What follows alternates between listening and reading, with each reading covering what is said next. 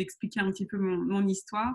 Je suis née à Brazzaville. À l'âge de 2 ans, j'ai immigré en France avec ma famille, à Rennes, en Bretagne. J'ai grandi en France, je fais toute ma scolarité en France, j'ai eu un parcours assez classique. J'étais à l'université, j'ai fait un UT après l'UP, j'étais à l'université, j'ai commencé à travailler. J'ai eu un master en management de l'entreprise, de management des organisations de l'économie sociale. Et ensuite, j'ai été travailler sur Paris, mais dans un secteur complètement différent, dans la publicité, la communication, dans une agence photo américaine, détenue par Bill Gates, qui s'appelle Corbis, qui n'existe plus aujourd'hui. Et ce qui m'a amenée à Tony Robbins, et qui est la raison pour laquelle je suis aux États-Unis aussi aujourd'hui, c'est en 2007, j'ai eu la chance d'aller à son séminaire à Londres, Unleash the Power Within, vraiment par hasard. Un ami qui avait des places pour le séminaire m'a proposé d'y aller. Et donc, je ne connaissais pas du tout Tony Robbins quand j'y suis allée, et ça a totalement transformé ma vie. Tony Robbins, comme vous avez pu peut-être un peu voir les vidéos de ses séminaires ou de ses prises de parole, il est très énergétique, ses séminaires sont très vivants. Et moi, ça a été une expérience qui m'a marquée. J'ai marché sur le feu. Donc, toute cette histoire de dépasser ses peurs, définir et développer et découvrir ses croyances limitantes, c'était la première fois que je me suis confrontée avec cette vision des choses et de comprendre un peu plus comment on fonctionnait en tant qu'être humain et comment on était arrivé au point où on était, et puis les décisions, les choix qu'on faisait. Et la raison pour laquelle ça a changé ma vie, c'est qu'en partant de ce séminaire, j'ai décidé de rêver. J'ai décidé de rêver entièrement et pleinement, sans limite. Et à l'époque, mon rêve, c'était de faire un MBA et notamment d'intégrer une des meilleures écoles pour faire mon MBA. Et donc, j'ai mis en place tout un programme Massive Action, comme Tony Robbins le préconise, qui m'a conduit justement à travailler avec un coach et m'a permis de réussir d'être les admissions pour les grandes universités américaines. Et j'ai fait mon MBA à Chicago Booth, qui est à l'époque, qui est toujours un des top 5 MBA au monde. Et ça a littéralement changé ma trajectoire de vie professionnelle et du coup de ma vie personnelle, les opportunités que j'ai pu avoir par la suite. Et donc, d'où ma présence ici aux États-Unis. Mais j'ai aussi eu la chance de repartir travailler en Afrique après mon MBA à Chicago, où j'ai intégré un grand groupe américain dans l'énergie. Et ensuite, je suis revenue ici aux États-Unis, mais donc, j'ai passé presque 2 ans en Afrique francophone, à Dakar, travaillant dans la sous-région Afrique de l'Ouest et Afrique centrale, à développer la stratégie commerciale et l'implantation de ce groupe dans la région. Et donc, moi qui étais iconographe avant de partir faire mon MBA, ce n'était pas du tout quelque chose que j'imaginais faire dans les 5 ans, 10 ans prochains. Et donc, je suis partie aux États-Unis ensuite, revenue aux États-Unis avec mon entreprise. Et donc, je travaille dans l'énergie toujours, mais dans le côté IoT software. Et donc, j'étais en charge des partenariats, du marketing pour des partenariats mondes et des partenaires stratégiques et développement de ces programmes-là. Donc, j'ai eu la chance de bouger pas mal. J'ai vécu aussi à San Francisco pendant 2 ans. Et là, je suis revenue à Atlanta il y a 1 an. Et ça fait à peu près 3 ans que j'ai reconnecté avec Tony Robbins, son travail, plus pour une extension personnelle. Je ressentais le besoin de transformer et trouver un nouveau sens à ma vie, où est-ce que je voulais aller. Et donc, je suis repartie au séminaire. Donc, ça fait 2-3 ans que je suis réémergée et que j'ai redécouvert j'ai découvert une passion pour le coaching. Je me forme dans l'Institut de coaching de Tony Robbins. Donc, je suis au terme de ma première année. Et donc, j'ai commencé à coacher des personnes. J'ai créé une société qui s'appelle Rise Up Conseil, qui a pour vocation de devenir un accélérateur de talent, spécialement promouvoir les talents de la diversité en France et permettre aux personnes de développer le mindset qui a été clé pour moi dans mon changement et dans mon parcours professionnel et le changement de vie. Développer le mindset qui est la clé de la réussite, quel que soit le parcours qu'on veut se donner, que ce soit en entreprise ou dans l'entrepreneuriat. Et en fait, cette plateforme aurait pour vocation d'apporter le mindset, les tools, les outils et le réseau et les ressources pour pouvoir émanciper des talents qui n'auraient pas accès à ces choses-là, à ces carrières-là. Donc voilà, c'est un peu mon histoire avec Tony Robbins. Ma dernière expérience remonte à Miami en novembre dernier, où j'ai accompagné un groupe de personnes venant de France et du Canada, françaises, francophones, pour la première fois au séminaire Unleash the Power Within. Et donc, on a eu de nouveaux marcheurs sur le feu. Et donc, moi, c'était ma deuxième fois que je marchais sur le feu. Donc, de belles expériences et partout où j'ai été, quelle que soit la nationalité, la culture, l'âge, le genre, le point commun avec toutes les personnes qui ont croisé le chemin de Tony Robbins, c'est que vraiment, il a eu un impact. Il a changé leur mindset, la façon dont ils se voyaient eux-mêmes et voyaient leur potentiel et leur vie. Et c'est pour ça que j'ai créé en fait la page francophone de Tony Robbins sur Facebook pour fédérer un peu le public francophone des gens qui s'intéressent à son travail parce qu'il est très connu du côté francophone, très méconnu du côté francophone. Et peu de son contenu est développé en français aussi et traduit. Donc, je voulais apporter plus de visibilité à son travail et à ses équipes aussi sur ce qui pouvait être fait du côté francophone pour peut-être lui permettre de faire un séminaire en France ou dans un pays francophone pour atteindre aussi ce public-là qui en a besoin aussi comme tous les autres. Donc voilà un peu pour mon parcours et la raison pour laquelle je suis là pour vous parler de Tony Robbins, qui a vraiment profondément transformé ma vie. Merci, Michael. Je pense, avant d'entamer le reste, l'Aslam Tlalanza, Si Ahmed, Si Labari, Si Yahya, Mouna. Alors, Labari, vous êtes deux fois, vous êtes sur deux. Wesh Labari Brahim ou Labari Fares ou la Ansir Labari. Là, Bchaoub juge. Très bien. Alors, c'est Fares. Comment vas-tu? Ah, j'active ton micro. Ça va, c'est Fares. C'est bon. Très bien. Donc, je pense, Michael, on attaque le sujet. Alors, avant, je vais me permettre un tout petit peu. Je vais me permettre d'introduire le concept du débat du jour. Alors, c'est une idée qui est venue, comme par hasard, en recevant. Si Labari, vous êtes là deux fois, hein? Ah oui, donc il va falloir, parce que j'étais sur l'ordinateur tout à l'heure. Très bien. Et je pars. Donc tu désactives واحد فيهم. Impeccable. C'est bon? Là, باقي les deux. C'est Aziza Ouraq de France. تبارك الله عليك. Merci beaucoup. Merci pour l'invitation. مرحبا c'est Aziz. مرحبا, ça fait plaisir. C'est bon, c'est Fares? Ben, je ne suis pas très doué في هذا الشيء ديال. Un pharmacien, il est doué beaucoup plus غير في la chloro, comment il l'appelle? بغينا نبراو حنايا. La chloroquine. Oui, ça c'est l'incompétence de notre génération. Eh ouais, écoute. Et c'est assumé pour ma part. Bien, tu laisses, si la mairie, puisque ça ne pose pas de problème d'abord, tu laisses, il n'y a pas de souci. Bien, donc, comme je vous ai dit, le concept, il est simple.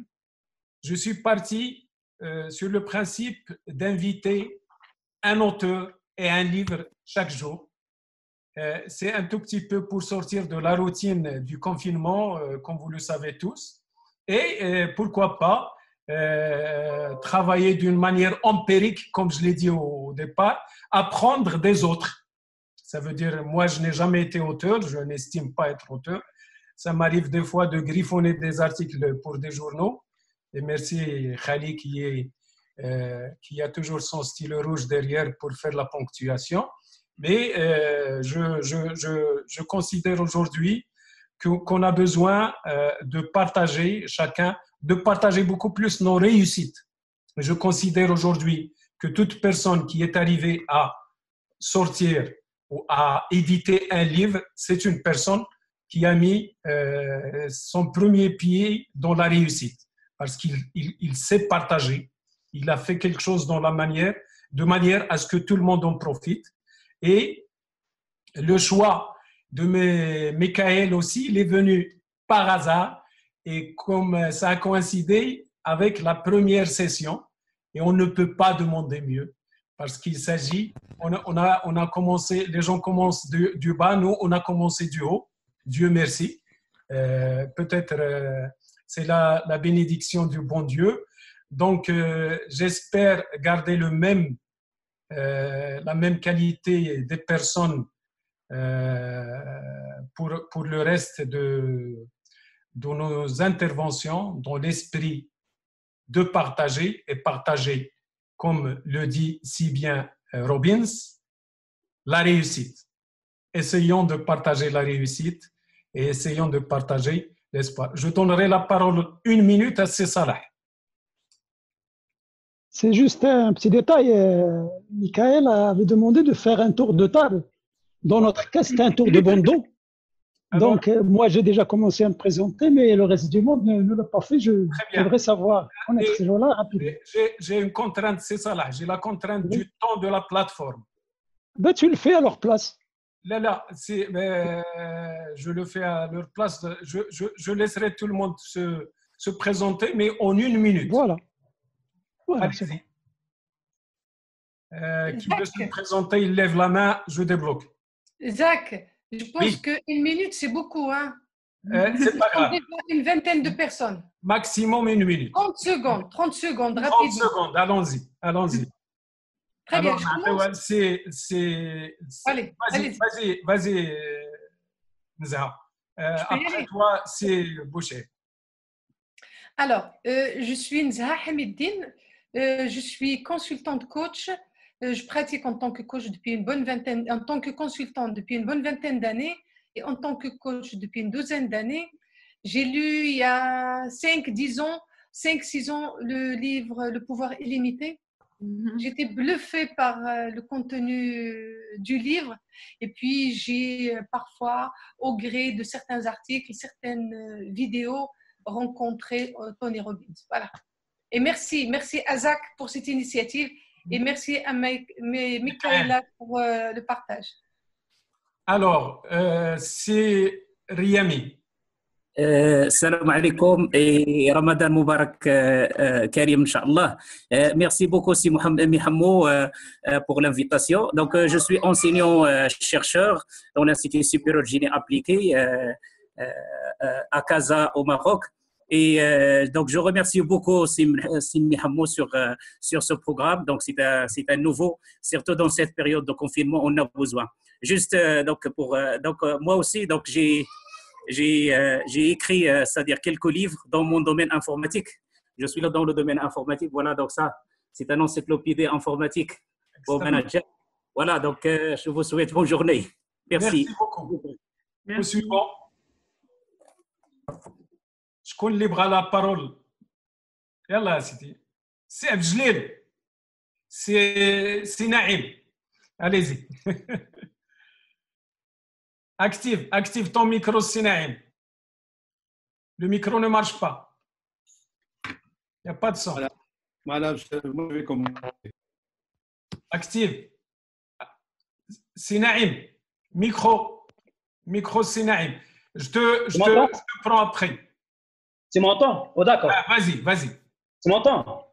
Allez-y. Parfait. Oui. Alors, je m'appelle Nachid Naïm. Je suis ingénieur forestier d'origine et donc de formation, spécialiste dans le domaine des aires protégées pendant pratiquement une trentaine d'années de travail. Je suis coach professionnel depuis 2013 et je dirige un bureau d'études et de formation ici à Rabat. Voilà. Merci Sinaïm. Je vous en prie. Alors, je connais la parole. C'est Abdelil. Voilà, je m'appelle Sharqawi Abdeljalil. Je suis retraité actuellement et auto-entrepreneur. Je suis consultant et je m'intéresse beaucoup à tout ce qui est développement humain et développement territorial. Je suis un ami, c'est Abdelrazak, avec ma fille Rita qui fait son master actuellement en finance ici à Rabat. Merci. Alors, pour l'histoire, mais Michael, on en a parlé pour Si Sharqawi. J'ai Robbins comme référence en coaching et j'ai Si Sharqawi en référence comme au niveau du développement territorial. Et l'économie sociale, c'est l'une des sommités du Maroc en matière d'économie sociale. Merci, Sharqawi. Rita, à toi la parole. Bonjour tout le monde, moi c'est Lisa, je suis Safi. Je suis étudiante en deuxième année master, sciences de gestion, plus précisément l'analyse financière.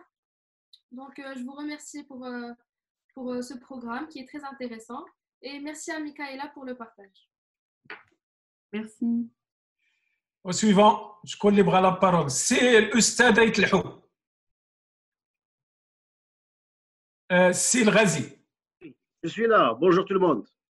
Yallah, c'est le Ghazi après. D'accord.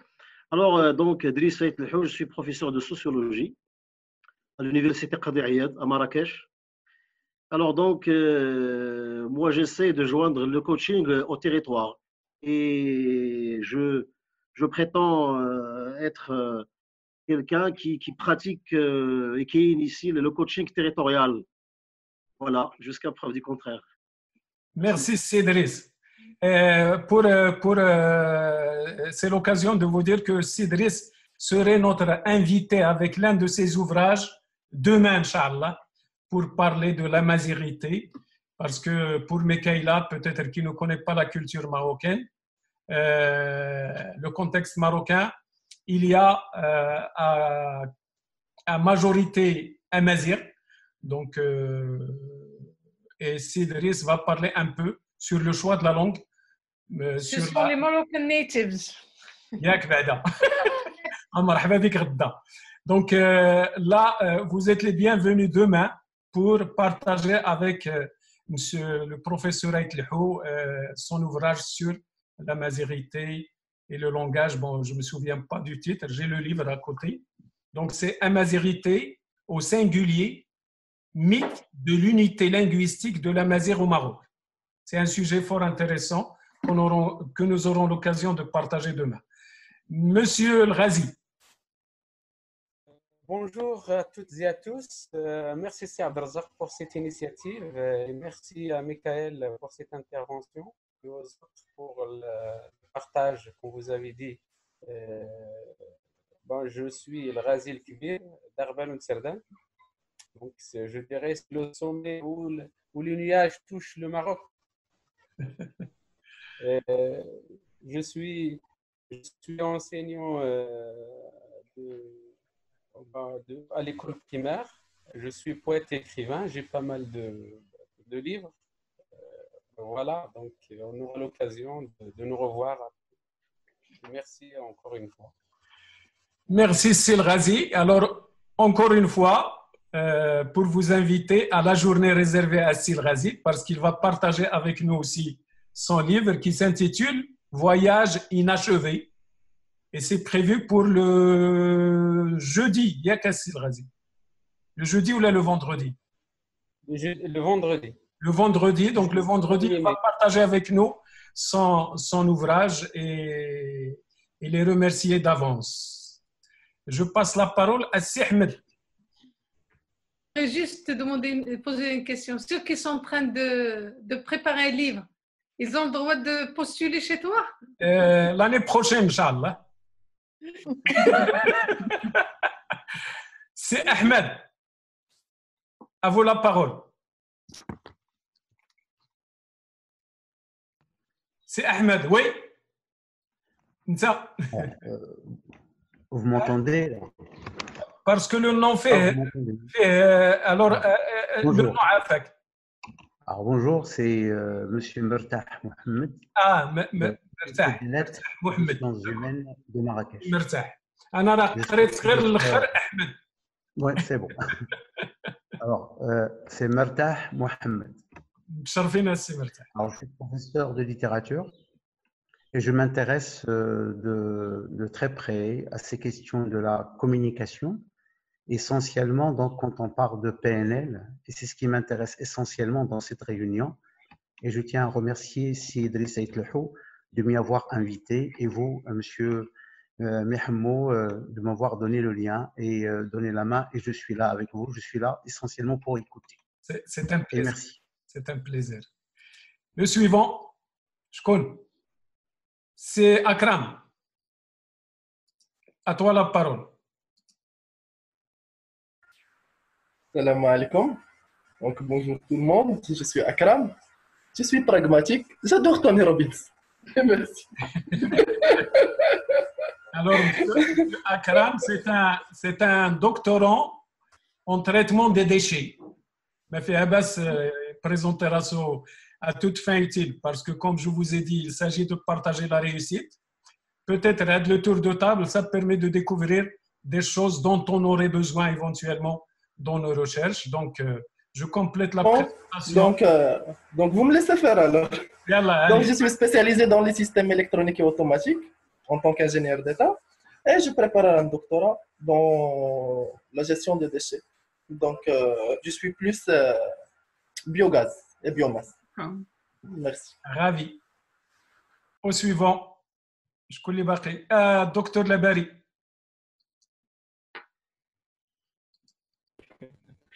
Vous m'entendez là? Vas-y. Vous m'entendez? Oui, on vous entend. Vas-y. Alors voilà, donc je suis pharmacien de formation, ça fait plus de 20 ans que j'exerce. Voilà, et puis le son, il est écorché chez Chouia. Oui, je ne sais pas pourquoi. Le micro. Les pharmaciens عندهم الفلوس صاحبي باش يشريوا الميكرو.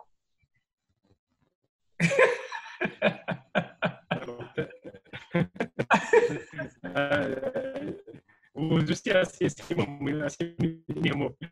شوف سي لاباري سي فارس. Je vous enlève la parole le temps de régler le micro باش نسمعوك مزيان. D'accord, très bien, ok. Alors, c'est يحيى.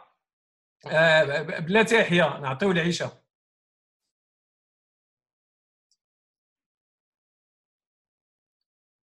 فاطمه فوقتاش I'm sorry. كتسمعني؟ يلا فازي. كتسمعني؟ وي. باش نهضر بالفرنساويه بلا الانجليزيه؟ اللي بغيتي خذي راحتك. عيشه آيت علي بنت ميدالت. انا بصراحه ماشي مع الكتوبه كما قال عبد الرزاق، انا مع الكلوروكين. أنا infirmière aux États-Unis, and it was a pleasure to have you, Mikhail. Thanks for the invitation, Abdulrazak. Thank you. Merci. Thank you. Au suivant. Fatma. Vas-y. Oui. Vas-y. Fatma Boudra, doctorante en psycholinguistique à l'université Sidi Mohamed Ben Abdillah FS. Je vous remercie pour cette invitation et je remercie Mikhail pour le partage. Bonne journée à tout le monde. Merci Fatma. Alors, je connais Baqi, c'est Aziz Aoura de France.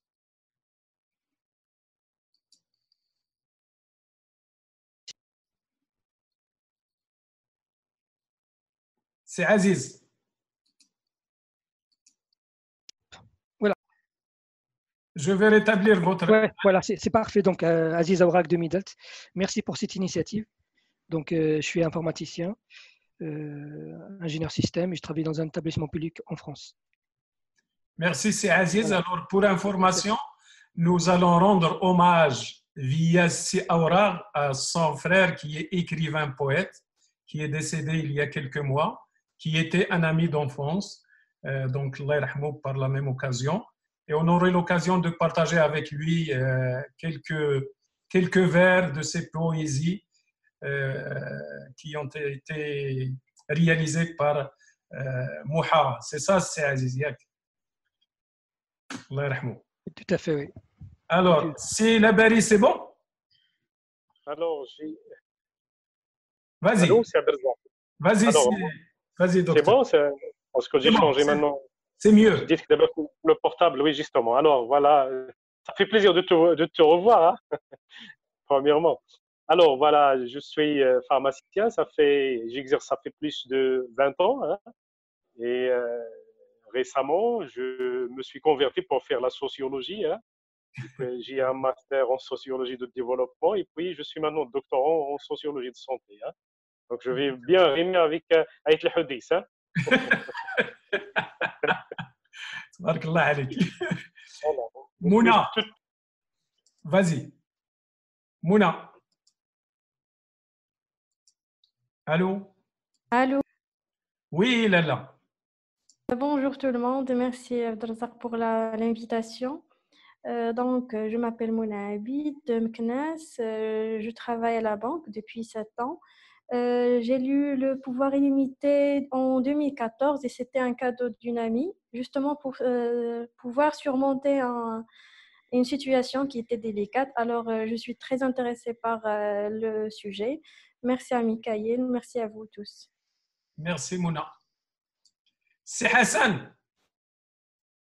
السلام عليكم سي عبد السلام عليك الرزاق. رياض. ما يعني. Non. Alors, je me présente. Merci, c'est Abd Razak. Vous m'avez permis d'être avec vous pour profiter de l'échange, de partage. Je m'appelle Hassan Yahya. Je suis professeur de l'enseignement primaire. ونتمنى نستافدوا معكم. Avec plaisir. Merci à vous tous. Alors, la cerise sur le gâteau, c'est Najib راه exprès خليته حتى الاخر parce que عزيز عليا بزاف. C'est Najib. Alors bonjour tout le monde. Je me remercie d'abord Sir Abdelrazak pour cette initiative qui m'a permis de faire votre connaissance tous. Je suis enseignant-chercheur. J'enseigne à l'université et dans des instituts des études supérieures, spécialiste en matière de droit du transport et le droit des prestations logistiques. Je salue tout le monde et je salue précisément des amis que ça fait longtemps que je n'ai pas rencontrés, notamment la charmante Nzha Mdin et c'est Salah. J'ai vu Salah فكرته الطاجين ديال القوق وجلبنا عند الوالده ديالو في ميدلت. Donc, par la même occasion, on aurait l'occasion de partager avec M. Najib aussi l'un de ses ouvrages qui est beaucoup plus spécialisé dans tout ce qui est droit du transport. Donc, pour un rendez-vous prochain, Inch'Allah. À toi la parole, Michael. On ne va pas te faire de cadeau. Je vois qu'on a un groupe très, très pointu et connaisseur des sujets dont on va parler. Donc, je pense que les questions vont être intéressantes et riches. Le livre est très humblement, Tony Robbins est une énorme personnalité et je suis très heureuse et honorée d'avoir la possibilité, l'opportunité d'échanger sur vous sur le livre Pouvoir illimité et ce qu'il représente, je pense, comme enseignements fondamentaux dans la psychologie du succès. Le prémisse de départ de Tony Robbins dans ce livre sur la psychologie du succès, c'était de dire que la qualité de nos vies et du coup du succès qu'on peut créer dans nos vies dépend intrinsèquement à la qualité de notre communication avec nous-mêmes et communication avec les autres. Et ce qu'il entend par le lien entre la qualité de notre communication avec nous-mêmes et les autres, c'est quelque part être aligné, être en cohérence et en harmonie avec nos valeurs, avec qui on est, pour que les autres puissent y répondre, puissent répondre à ça et identifier ça comme vecteur de constance et de succès. Et il s'attaque beaucoup, enfin, il passe du temps à parler de comment on communique en tant qu'être humain, quels sont les modes de communication qu'on a, chacun d'entre nous. Il décrit 3 types de communication verbale, qui représentent seulement 7% finalement de notre communication. Donc, les mots qu'on utilise ne sont pas on passe beaucoup de temps à penser aux mots qu'on utilise pour communiquer et finalement, ça représente que 7% de l'efficacité de notre communication. On communique beaucoup par la tonalité de notre voix, le volume, la manière dont on parle, le rythme, etc. Et notre physiologie, donc tout ce qui est notre posture, notre rythme de respiration, nos expressions de visage et la manière dont on se tient, la manière dont on est tendu physiquement, crispé musculairement. Tout ça détermine en fait comment nous, en tant qu'être humain, on utilise notre cerveau et on communique. Et finalement, c'est beaucoup de non-verbal plutôt que de verbal. Et dans ce livre, l'appel que fait Tony Robbins, c'est vraiment de guider les gens vers leur propre pouvoir personnel. Et ce qu'il appelle le pouvoir personnel, c'est ce qui est la clé du succès, c'est ce qui nous permet de prendre des actions, de passer à l'action et de créer le momentum qui est nécessaire à la réussite.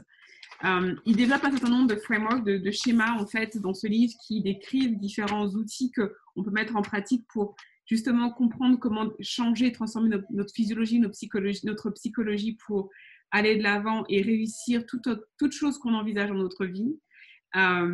Notamment les 3 étapes clés qu'il appelle les 3 étapes vers notre pouvoir personnel sont notre énergie, notre capacité à être en mouvement, à représenter physiquement nos émotions, et donc l'énergie qu'on dégage, avec laquelle on se présente au monde, à notre entourage, à nos amis, dans notre contexte professionnel, nos clients, nos partenaires, etc., crée un niveau sur lequel vos interlocuteurs vont s'aligner. Si vous vous présentez avec une énergie qui est limitée, restreinte, anxiogène, etc., la personne en face de vous va quelque part avoir un effet miroir et va refléter ça. Donc, si vous venez avec une énergie beaucoup plus positive, avec sourire et entrain, vous dégagez et vous aspirez l'autre personne à se placer au même niveau que vous. Donc, l'énergie déjà détermine la base de l'échange et de la communication. Ensuite, il parle des compétences, de comment acquérir des compétences, comment acquérir du talent. Et en fait, il y a cette croyance et ce postulat que le talent se développe. Le talent n'est pas inné, même s'il y a des personnes qui peuvent avoir des prédispositions génétiques fortes qui vont les permettre d'avoir un talent exceptionnel dans un domaine. Mais de manière globale et générale, chacun d'entre nous a la capacité, a le pouvoir de créer, d'avoir un talent, de créer du talent et de développer tout talent qu'il souhaite développer. Et donc ça, c'est une croyance fondamentale que les gens qui réussissent ont. Et c'est ce qu'il dit et décrit dans la psychologie du succès. C'est le système de croyance aussi qui influence les personnes qui réussissent. Et donc ces compétences-là, comment avoir des compétences, comment développer du talent, c'est là qu'il a introduit, qu'il parle de NLP, de Neuro Linguistic Programming Science, technique, on va dire, et qu'il utilise comme moyen un moyen de faire une autopsie du succès quelque part. Regardez quels sont les schémas répétitifs qui se présentent dans le succès, dans l'expérience de réussite qu'on peut retrouver dans toute personne, quel que soit leur domaine d'activité, de performance, du sport, l'économie et tout autre domaine. Et donc la NLP, donc Neuro Linguistic Science, je pense que beaucoup d'entre vous connaissent. Neuro, c'est pour le système nerveux. Linguistique, c'est pour la langue. Programming, c'est le système, la programmation de notre système de croyances, etc. Et il parle de comment utiliser cet outil pour modéliser le succès. L'idée que le succès peut se copier pas simplement par la connaissance théorique, mais par la connaissance et la compréhension de ces éléments qui font l'excellence, qui sont les caractéristiques de l'excellence dans le comportement humain. Et il identifie des éléments clés qui font l'architecture de l'excellence chez l'être humain, chez l'individu. Il y a une première chose qu'il invite les lecteurs à faire, c'est de comprendre quel est le système de croyance qu'ont les personnes qui réussissent et qui leur permet de réaliser les résultats qu'elles ont. Et ça, c'est très important parce qu'en fait, découvrir qu'on a des croyances et que les croyances, ce n'est pas des vérités, que c'est des choses qu'on peut changer, qui évoluent avec le temps, et qu'on a des croyances qui sont empowering, en anglais on dit empowering, qui vous renforcent et qui vous permettent de vous développer. Et il y a des croyances qui vous empêchent toute avancée positive et développement de talent, du coup. C'est très essentiel pour arriver à comprendre comment changer. Quoi changer et comment changer. Donc, commencer par changer son système de croyances. Et donc, identifier dans la réussite, si on veut comprendre et réussir et répliquer quelque chose ou arriver à accomplir un résultat, je vais vous prendre mon expérience personnelle. Quand je vous ai parlé de mon expérience MBA, quand j'ai décidé de faire un MBA de rentrement d'une grande école, j'ai été chercher, selon le principe de Tony Robbins, qui est-ce qui l'a fait, comment ils l'ont fait, et quelles techniques ils ont utilisées pour le faire, et quel mindset ils se sont mis pour pouvoir le faire. Et en faisant ça, en observant le système de croyance qu'ils avaient par rapport à leur regard sur eux-mêmes, donc, et le regard sur les autres, donc cette histoire d'intégrité, d'alignement et d'harmonie entre notre communication vers soi-même. Est-ce qu'on se donne notre communication sur nos croyances, en fait, les paroles qu'on se donne, qui nourrissent notre quotidien, la petite voix qui nous parle, est-ce qu'elle vous dit qui penses-tu être pour pouvoir tenter de faire ça? Que penses-tu avoir comme qualité ou comme compétence qui te permettrait ou te légitimeraient de faire ça? Ce sont des croyances qui sont limitantes. En revanche, si vous les remplacez par cette personne, il y a des personnes qui ont réussi, qu'est-ce que je peux faire pour réussir comme elle? Est-ce que je sais apprendre, je suis capable, je suis créatif, toutes ces choses qui vous permettent de trouver des solutions, qui vous donnent des ressources internes, vont vous élever et vous permettre de développer un système de croyance qui va être favorable à votre réussite. Et c'est ce que les gens qui réussissent ont. Donc, quand il dit dupliquer le modèle d'excellence, c'est dupliquer le modèle de croyance qu'ont les personnes qui réussissent, dupliquer leur syntaxe mentale. C'est donc toute la rhétorique qu'on utilise mentalement pour verbaliser et se renforcer. Donc, il parle beaucoup d'affirmations, de faire des incantations, des affirmations, comment on commence notre journée avec des rituels qui nous renforcent et qui nous ancrent dans la psychologie qu'on doit avoir pour être la personne qui a réussi, qui a obtenu les résultats qu'on veut avoir. Et donc, la syntaxe mentale qu'on utilise tous les jours, quotidiennement, à travers les affirmations et la discipline de le faire quotidiennement, vous permet de rentrer dans ce modèle de succès, de réussite dont il parle et qu'il a observé chez les personnes qui réussissent. Il parle de modéliser leur physiologie, leur attitude, comment elles se déplacent, comment elles respirent, comment elles se positionnent, comment elles se tiennent, toutes ces choses-là qui vous renforcent ou vous diminuent. Par exemple, si vous êtes comme ça, recourbé, vous dégagez peut-être plus de crainte et de peur, mais si vous êtes plus ouvert, vous allez donc adapter, reproduire et vraiment très simplement copier les personnes qui vous inspirent dans leur réussite et voir qu'est-ce qu'elles ont fait pour pouvoir reproduire. Et c'est pour ça qu'ils pensent que fondamentalement, le talent n'est pas quelque chose qui est qu'on a distribué à la naissance, et donc il y en a qui l'ont et d'autres qui ne l'ont pas. Et c'est vrai que c'est quelque chose qui est très marqué dans la culture francophone.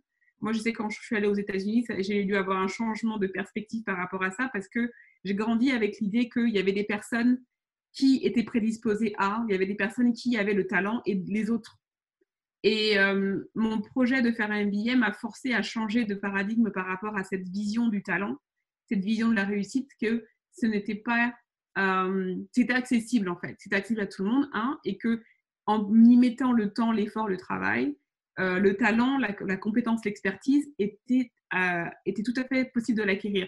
Et pas mal d'entre vous ont des cursus d'excellence, sont allés dans les niveaux d'études poussées, donc comprennent ce principe-là qu'il faut que le talent se développe, l'expertise se développe avec le temps. Le troisième pilier de comment accéder à son pouvoir personnel, donc la première c'était l'énergie, le deuxième c'était les compétences, ce talent. Le troisième, c'est de conquérir ses peurs. Conquérir ses peurs. Et c'est la raison pour laquelle dans ces séminaires, il fait le firework, la marche sur le feu. C'est la première journée du séminaire Unleash the Power Within qui se termine par la marche du feu, pour vraiment inscrire dans notre physiologie, dans nos émotions, dans notre cœur, que les peurs qu'on avait, finalement, elles sont dans nos têtes et elles ne sont pas réelles. Et développer, être capable de transformer nos peurs en force.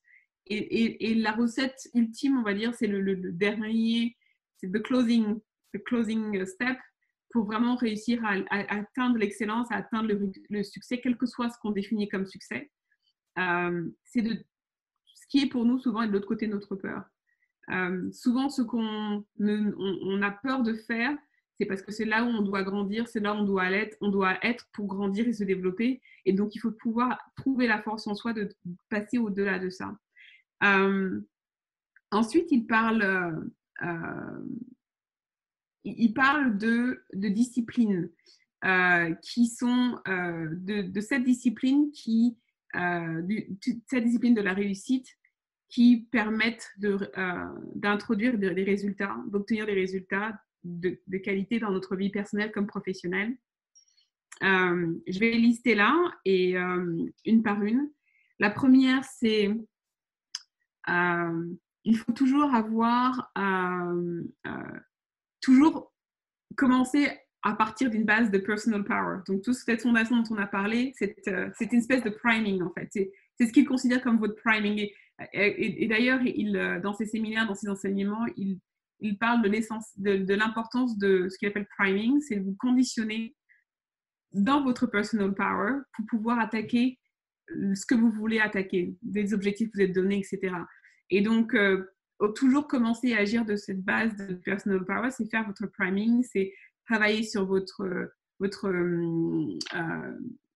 énergie, savoir exactement les compétences, talents que vous avez et dépasser votre peur. Et ancrer ça dans le verbal, dans le schéma mental, etc. La première chose que les gens qui réussissent croient, c'est qu'il n'y a pas d'échec. C'est la croyance fondamentale de la réussite, c'est qu'il n'existe pas d'échec, il n'y a que des résultats. Et quand on définit, on remplace échec par résultat, ça veut dire qu'on réussit toujours, selon le degré de ce qu'on veut atteindre. Mais il n'y a pas in fine d'échec. Et intégrer ça vous permet justement de voir les choses différentes. Si vous dites il donne des exemples comme, par exemple, moi j'ai travaillé dans l'énergie, je travaillais pour General Electric et Thomas Edison, on connaît l'histoire de Thomas Edison qui a inventé le light bulb. Il a étudié l'ampoule électrique, il a fait plus de 1000 tests. Plus de 1000 fois son ampoule ne marchait pas avant de réussir. Et il était convaincu, et la plupart d'entre nous, on aurait abandonné à même pas 100 essais ou 500 essais, il faut passer à autre chose.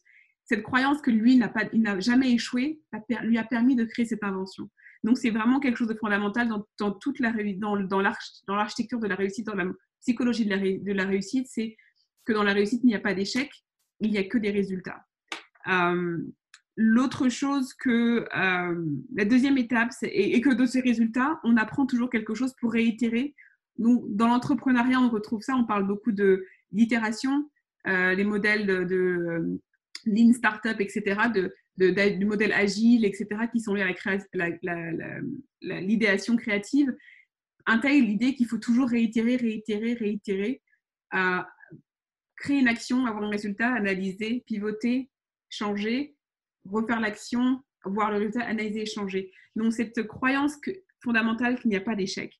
Deuxième chose, dans les 7 disciplines du succès, pour avoir des résultats significatifs, c'est avoir ce qu'on appelle un système de accountability. Accountability en anglais, il n'y a pas de mot équivalent vraiment en français, mais c'est d'avoir des personnes qui vont vous tenir responsable. Avant l'accountability, c'est de vous sentir responsable de votre décision et du monde que vous voulez créer, de la vie que vous voulez créer, et ensuite de le communiquer. De le communiquer aux autres, de faire ce commitment aux autres que vous êtes capable de faire ça, que vous allez faire ça et que les gens vous tiennent pour compte sur votre engagement et que du coup d'avoir verbalisé cette responsabilité, ça vous aide à ne pas fuir et à rester concentré sur votre objectif. Il faut aussi avoir la croyance que tout ce que vous faites dans la vie, vous le créez. Et tout ce que vous pensez, tout ce qu'on fait dans la vie, on le crée initialement par nos pensées. Tout commence par nos pensées. Avant d'avoir une émotion et de l'émotion génère l'action, c'était une pensée. Et donc, quand on considère que d'une idée, d'une pensée, on en crée une émotion qui va être celle qui va nous pousser à passer à l'action, on comprend l'importance de nos pensées, on comprend l'importance de quelles idées, quelles pensées on a, quelles croyances on a dans notre tête quelle syntaxe mentale on nourrit dans notre tête, parce que tout ça découle et crée la vie, notre environnement et les conditions de la qualité de notre vie. Il parle aussi de l'idée de s'étendre, de stretch, d'aller au-delà de ça, quelque part aller au-delà de sa zone de confort, de se challenger et de chercher des opportunités de le faire partout où on le peut, dans son quotidien, et avoir ce souci et cet intérêt de toujours quelque part aller un peu plus haut, de faire un peu plus, de vraiment se mettre en position de difficulté pour pouvoir grandir. Et c'est quelque chose qui est essentiel pour développer ce qu'on veut accomplir. Toujours se poser la question, qu'est-ce que d'autre je pourrais faire? Quelle chose, parce qu'une fois qu'on a réalisé ça une première fois, je suis sûre que vous avez des exemples dans vos vies où avant de réaliser quelque chose, vous vous avez dit que ça, c'est pas possible, je vais pas pouvoir le faire. C'est trop compliqué, c'est trop dense, j'ai pas assez de ressources, etc. pour le faire. Et vous avez quand même réussi, en prenant step by step, étape par étape, à jalonner et à vous rapprocher de cet objectif sans vous en rendre compte finalement que vous l'avez réalisé. Donc en fait, c'est toujours essayer d'aller vous poser la question, what else? Quoi d'autre je pourrais faire? Qu'est-ce que je peux faire pour m'étendre, me développer? Et donc je reviens sur l'idée de prendre 100%, être 100% responsable de sa vie, de créer sa vie. Et quand on fait ça, on n'a plus peur du coup de communiquer et de dire aux autres ce qu'on veut faire, de prendre à témoin les autres de ce qu'on veut faire. Parce que souvent, quand on a des projets et souvent en France, on me dit oui, il ne faut pas parler de ce que tu veux faire. La culture aussi africaine, on me dit ça beaucoup. Quand on a des projets, il ne faut pas trop en parler parce que on pourrait vous créer des mauvaises ondes et on pourrait saboter votre projet ou vous piquer votre idée, etc. Et quelque part, valider cette croyance vous enlève du pouvoir. Votre pouvoir, vous l'avez quand vous êtes 100% aligné et en harmonie avec ce que vous voulez faire et vous savez pourquoi vous voulez faire et vous vous sentez complètement à 100% responsable de créer votre vie. Et si c'est le cas, vous ne devriez pas avoir le problème de partager, de communiquer votre engagement. C'est pas obligé de le dire à la terre entière si vous ne souhaitez pas, mais au moins de le communiquer à d'autres personnes, des personnes qui, vous savez, en plus, vous tiendront accountable, qui vous demanderont hey, d'ailleurs, vous en êtes où par rapport à ça? Est-ce que ça a avancé? Qu'est-ce qui se passe par rapport à ça? Parce que c'est aussi pour vous d'avoir, quelque part, on a tous besoin de deadline, on a tous besoin d'avoir des fois un petit coup de pression pour réaliser quelque chose, et ça sert à ça en fait, de prendre à témoin les autres sert aussi pour pas qu'on s'endorme sur ce qu'on avait dit qu'on allait faire. Et donc ça, c'est des clés essentielles pour se développer et aller au-delà de soi-même. D'autres choses que je reviens sur l'idée de modélisation, c'est un concept dont il parle beaucoup, répliquer le talent que vous voyez ailleurs. Donc une autre manière de stretch yourself, c'est prenez quelqu'un qui, je ne sais pas, vous voulez vivre la vie d'un millionnaire. Je ne dis pas que vous devez aller tout de suite réserver des vols en jet privé et que vous n'avez pas l'argent de les payer, mais essayez de faire des choses qui vous font vous sentir comme si vous étiez arrivé à ce que vous voulez faire. Faites comme si c'était déjà acté dans votre comportement, dans votre façon de vous exprimer, dans vos choix, dans vos décisions, même si tout n'est pas fait. Le plus important, c'est pas de se concentrer sur le comment, c'est savoir ce que vous voulez faire et pourquoi.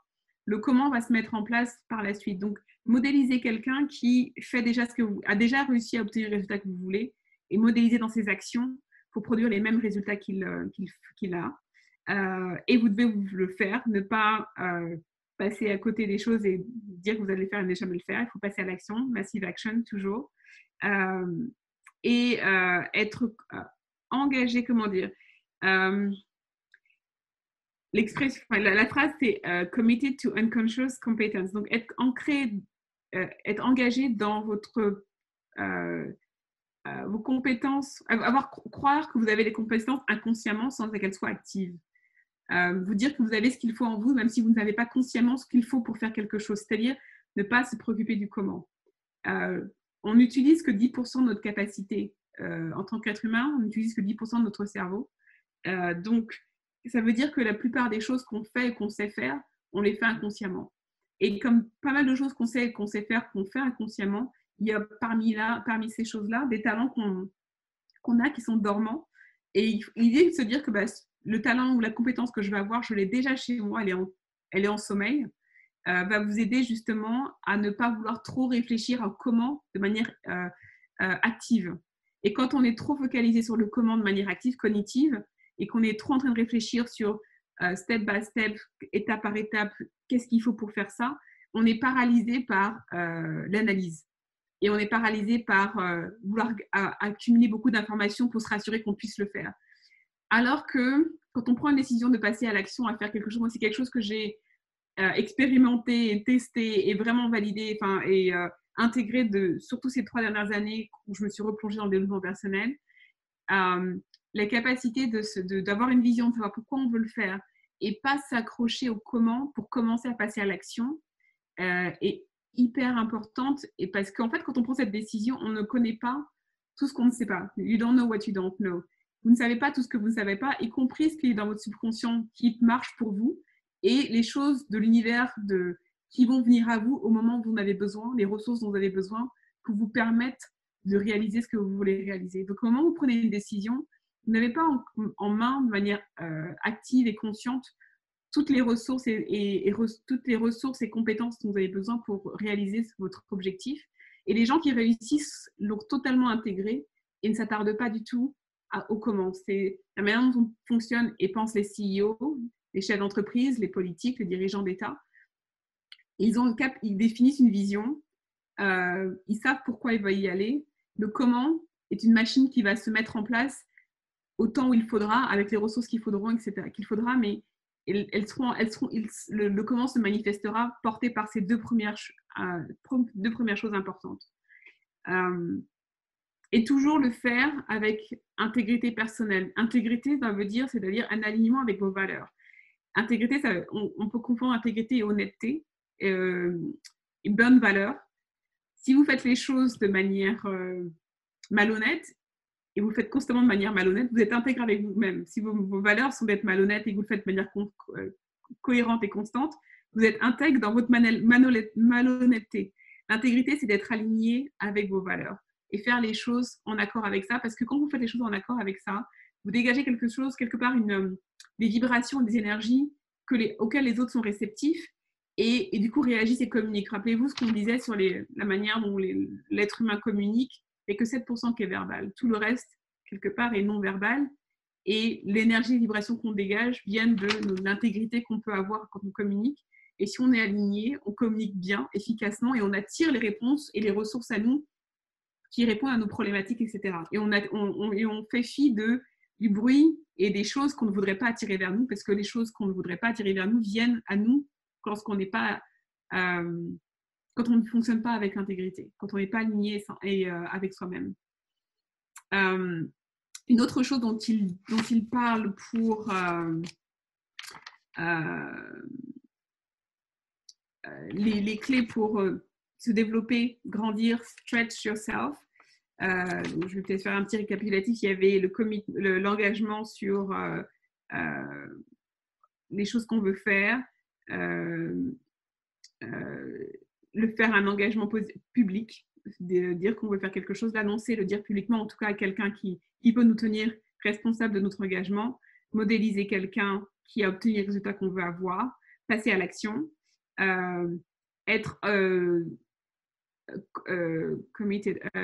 engagé et faire cet engagement de manière inconsciente, sans le faire trop de manière consciente, pas se focaliser sur le conscient pour faire votre engagement. Il ne faut pas que le conscient devienne la raison pour laquelle vous vous engagez, que vous focalisez trop sur le comment.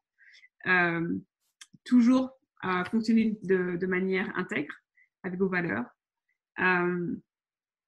Ou ne pas oublier que le sens de la communication est d'avoir... c'est la réponse que vous allez recevoir. Ce n'est pas simplement l'intention. Quand on communique avec une intention, mais la communication effective, quand on a une réponse qui correspond à ce qu'on cherche, qui correspond à la question ou l'énergie ou le besoin qu'on souhaite exprimer. Et donc, c'est ne pas oublier que pour avoir des résultats, il faut pouvoir communiquer effectivement et que la réponse est importante. Et être engagé à faire ce qu'il faut, en fait, et ne transformer nos peut-être en absolument, et la différence entre les gens qui réussissent des choses, quel que soit l'objectif que vous vous donnez, c'est quand c'est un intérêt ou un peut-être ou quelque chose qui est optionnel dans votre tête, c'est ce serait bien de faire ça, plutôt je dois faire ça. C'est la différence entre votre engagement et votre réflexion, on va dire. Kaël, oui. Si tu peux abréger, s'il te plaît, parce que là, je reçois des messages de personnes en désengagement. Oui. J'ai terminé, c'était le dernier point. Et après, il y avait 7 choses que Tony Robbins dit pour vous aider à vraiment développer cet engagement. C'est avoir la passion, avoir des croyances qui vous stimulent et vous renforcent, vous donnent des forces, vous empower, avoir une stratégie, avoir des valeurs claires et avoir un haut niveau d'énergie, être connecté, avoir une connexion avec les autres et enfin être dédié, s'investir et consacrer du temps à développer votre communication, votre compétence en communication. Voilà. Merci Mekaïla. Moi, si j'ai à résumer en une seule phrase tout ce qui a été dit, c'est que l'excellence et la réussite sont contagieuses. Sont contagieuses quand nous mettons tout pour les accueillir. Ça veut dire qu'il faut que tout soit là, tous les ingrédients soient là pour qu'on puisse accueillir cette contagion. Donc, pour ne pas trop m'accaparer de la parole, je vous laisse le soin de poser des questions si vous en avez. Mais avant, il y a Sitber et FF, je ne sais pas à quoi ça correspond, s'ils peuvent se présenter rapidement. Sitber. Il n'y a pas leur micro de... Je ne vois pas les micros actifs sur les deux comptes. Oui, parce qu'il est actif, donc je ne l'ai pas barré. Sitber. Okay. C'est Slimane.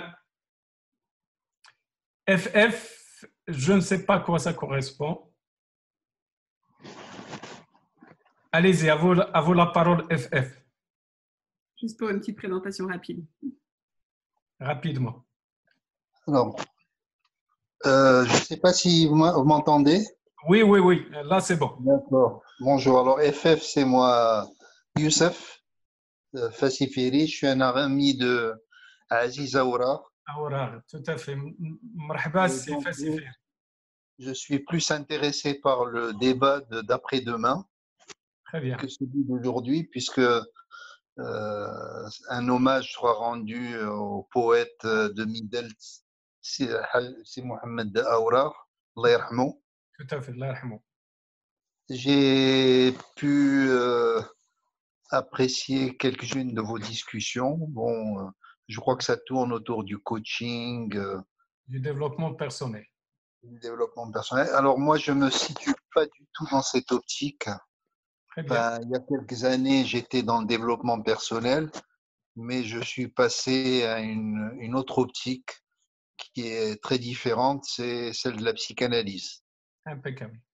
Et donc, on n'est pas dans le renforcement et le développement de soi, mais plutôt dans une déconstruction de soi pour essayer d'être et non plus de paraître, de ne plus répondre, je dirais, aux exigences de l'environnement immédiat qui vous interpelle en termes de compétences, de performance, de concurrence, de compétition, mais plutôt de vivre, je dirais pacifiquement, ses pulsions, ses propres pulsions. Très bien. Et peut-être mieux vivre son désir, ce qui est dans d'autres notions. Mais peut-être qu'on aura l'occasion d'en rediscuter. Effectivement, j'allais vous le dire, c'est Fassifiri. Ça nous ferait plaisir à ce que vous partagiez avec nous un autre volet de la chose. Donc, c'est Aziz, vous avez mes coordonnées parce que je vous ai envoyé un mail. Donc, on pourrait, nous avons Shahr ديال Ramadan. Donc, on pourrait réserver une séance pour la psychologie, revisiter la psychologie avec vous. D'accord. Merci beaucoup, Sifa Siveri. Merci. Sitber, vous êtes là? Sitber. Bien. Donc, la parole est à vous.